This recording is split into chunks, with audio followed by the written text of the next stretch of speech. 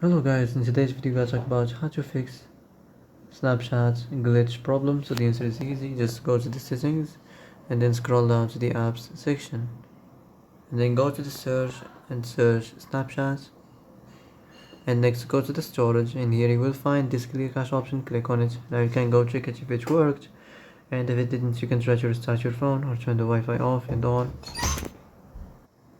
or the Bluetooth or the airplane mode. Also you can try to clear data, but be careful. If you clear data, all the Snapchat's data will be deleted. This includes all files, the settings, the accounts, the databases, etc. So be careful if you want to clear your data.